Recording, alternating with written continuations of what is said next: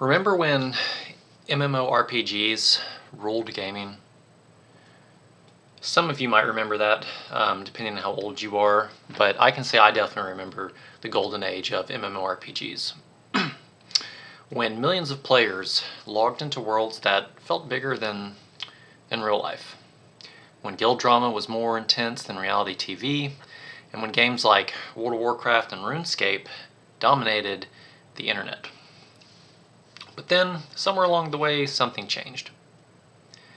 MMORPGs stopped feeling immersive. They stopped feeling magical. And new releases struggled. And many players quietly drifted away from the genre, never to return. So, what happened? Why did MMORPGs go from being the #1 genre in gaming to something that is basically freemiumware at this point? And more importantly, why are MMORPGs secretly setting up for a second golden age? Let's talk about it. Right? So, the first golden age. From roughly 2004 to 2012, MMORPGs were basically unstoppable, right? It was the #1 genre, is massive influx of new players. World of Warcraft had peaked at over 12 million subscribers. Guild Wars 2 launched to massive hype. Final Fantasy XIV, after the famous reboot, became one of the most beloved MMORPGs ever made. Why did this era work so well, and what changed? Well, this era worked because MMORPGs offered something that no other genre could, at least not at the time, which is persistent living worlds, real social communities, long-term progression in an ever-changing environment, and it gave people digital lives, right, that actually, or at least felt like they mattered. But then, if you wanted a massive online world, MMORPGs were also the only game in town, and that's not so much the case anymore, right? So what happened? How did MMOs go from being basically the king of online gaming to what we see today, right? So enter the decline. Why did the genre cool off? It wasn't really one problem, it was a perfect storm of small problems that all kind of came to a head roughly in the same amount of time. First problem, development cost for these games exploded. Okay? Modern MMOs are insanely expensive to build and maintain. Studios watched multiple big budget MMOs fail, and they learned from that. Okay, they got cautious, right? Look at so many of these games. Great example is Star Wars: The Old Republic. Look at that game. That game had a huge budget, and it was attached to one of the most successful franchise titles in the history of gaming, right? Star Wars, and that game is now free to play. Okay, that game was not free to make, and if that game can't sustain a subscription model, it doesn't bode well for the rest of the genre, right? So, big budget MMOs failed. Studios saw that and they got cautious. Second problem, the competition evolved. Okay, games like Fortnite, Destiny 2 started offering MMO-like experiences. Now, I understand those are not MMORPGs in the traditional sense, but they offered roughly the same thing, but that an MMO could offer these people, which was persistent living worlds, social communities, long-term progression, digital lives, in the same way that an MMO offered it, but they offered it with faster gameplay and a lower commitment to the end user. And a lot of players realized that. And furthermore, a lot of players realize that they don't really have time for a second digital life anymore, right? A lot of the players that gravitated towards MMOs in those golden age, well, a lot of those players nowadays are in their mid-30s or 40s even. And, once you hit that age, you really don't have all the time in the world to commit to 6 hours a day to playing a video game. Let's just be real. Real life happens, and that was another big factor, is the original audience for MMOs aged out of it, right? So what's the next problem, right? Third problem. The MMO formula got stale. Okay? For years, new MMOs followed the same formula. Quest hubs, kill 10 wolves, fetch quest, hotbar combat, macros, rinse and repeat, and players noticed. They got bored. Simple as that. They got bored, right? How long has it been since anybody's come out with an MMO that really pushed the envelope, that really challenged that tried and true formula of the same kind of quests, the same kind of classes, the same kind of content? When's the last time that an MMO came out that really broke that mold and took a risk, and not only took a risk but had AAA development levels of quality behind it? I'm struggling to think one, as I'm sure you are yourself, because the reality is it's been decades since a game like that came out. There may be some indie titles that I'm not aware of, but the last time that a major studio took a real risk on something like that and it paid out was basically World of Warcraft. And there really hasn't been anything to come out since that really challenged that mold, because it was a victim of its own success. The whole genre suffered from that formula, and there hasn't really been any new ground broken in that genre since. And players noticed and they got bored, right? So now we move on to the quiet survivors, right? The quiet survivors of the MMO purge. So here's the part most people are missing about this whole problem, is MMORPGs, they didn't die, they stabilized, okay? In fact, when you look at games like Final Fantasy XIV, World of Warcraft, and old school RuneScape, a lot of those games, especially those three we mentioned, those are still massively popular games in 2026. Now, they're not drawing in, 12 million subscribers like WoW was at its peak, but they still have a massive subscription base. All three of those games are still, in this day, in 2026, able to sustain a subscription model where people are paying real money every month to play those games. What changed is that the genre stopped chasing explosive growth and started focusing on building loyal communities, right? What changed is it was no longer about taking those risks in a new genre. It was about maintaining what they'd already built. It was about fostering loyalty.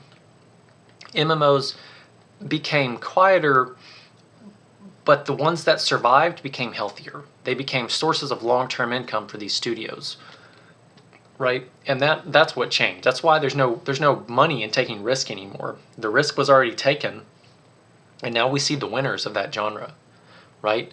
The ones that are still able to maintain a subscription-based model in 2026, those are the winners.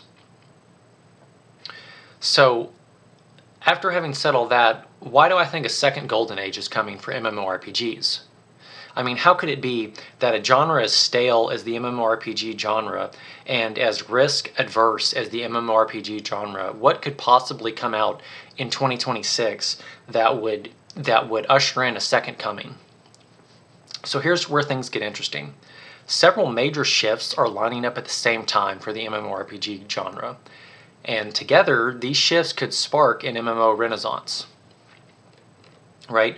Back in the early 2000s, MMO developers were fighting hardware limitations constantly. That was probably one of the biggest challenges for some of these studios, was figuring out ways to mass market a game when there were so many different levels of hardware and so many different computer systems out there that it was really hard to develop a really quality game back then that would be accessible to the masses when so many people were still running hardware that was from the 90s, right? But today, that's not an issue, because now they have cloud servers, they have better netcode, they have cross-platform MMORPGs, they have massive improvements to the engines that run these games, right? These things have removed many of the technical bottlenecks that held some of the older MMOs back and really prevented them from joining the ranks of games such as World of Warcraft. Now you can build worlds that actually can scale and actually can have the mass appeal that some of these older games could only have dreamed of due to hardware limitations, right? That bottleneck has been removed, right? So technology has finally kind of caught up to what the old school MMO developers only wish they could have worked on. Another point, live service fatigue is real, okay? Players miss persistent worlds. Many gamers are burned out on battle passes, seasonal resets, disposable progression, and things just feeling like they don't matter, and like everything's just kind of on a timeline to where it's all just microtransactions and all just skins, but nothing really matters anymore, right? There's a growing demand for games where progress actually sticks. That's literally what the MMO genre does best. Okay, you can already see this nostalgia wave in the popularity of old school RuneScape and the continued growth of Final Fantasy XIV, right? Despite the age of these games, they continue to grow, they continue to thrive. Why? Because people want nostalgia. They want to play something that offers them consistent progression that matters, and they want to play something that actually offers them a challenge and a feeling of immersion that you're just not getting from a lot of these Fortnites. You're just not getting from a lot of these Call of Duties and these modern games, despite having far superior graphics, far more stable gameplay, and not having all of the hardware restrictions that we faced in the early 2000s. People are hungry for that nostalgia, right? Players never stopped loving the MMO genres. They stopped loving bad MMOs. They stopped loving the cookie cutter nonsense that we saw in the mid-2000s. Right? The next generation of MMOs isn't trying to copy what was already accomplished in 2004. Okay, developers are experimenting with action combat, sandbox systems, player-driven economies, smaller but denser worlds where everything is engageable, everything is able to be interacted and act upon, rather than just massive scales of worlds, but everything is stagnant. Nothing is alive, right? People want live, persistent worlds, right? Upcoming projects inspired by games like Black Desert Online are pushing the genre forward instead of backwards, okay? And that's exactly what this genre needs to thrive, right? So here's really the big point here is modern gaming is weirdly lonely, right? Matchmaking replaced communities. Voice chat replaced guild culture. And many players that are still in these genres, they're craving that old MMO feeling of belonging to something, right? They want that community. They want that sense of something larger than them being built by a community of like-minded people, right? And MMOs are uniquely positioned to fill that gap. No other genre that really comes to mind does any kind of persistent social worlds at scale better than the MMO genre. To this day, no other genre has really ever captured that feeling of community that you got from simply typing in guild chat, with people that you may have never even heard their voice, just talking over text. Or some people now, you talk over Discord, but it fosters a sense of community, and that's what people really want in this day and age, and that's what so many games have just lacked for so long. So now that we know why the new golden age is poised to come, what could this next golden age potentially look like, right? The next MMO boom is not going to look like the old one. What you can expect is fewer massive launches, more niche but successful world building, cross-platform ecosystems, hybrid MMO design, and a emphasis on social features, right? The winners won't just be big, they're going to be sticky, if you will, right? The winners of the new MMO renaissance are going to be the ones that manage to cash in and capture this nostalgia, but in a niche way that fixes everything that was bad about the old systems while still maintaining everything, the quirkiness that people loved and the culture that people fostered. That's the trick, is to improve on the old systems while still maintaining the quirkiness that people loved about it in the beginning, and still giving people the opportunity to foster and grow their own cultures within their guilds in the game, right? MMORPGs, they didn't disappear, they evolved. And after years of rebuilding, the genre is poised to rise again. So the real question that we should be asking isn't what happened to the MMORPG genre, it's which game will start the second golden age, right?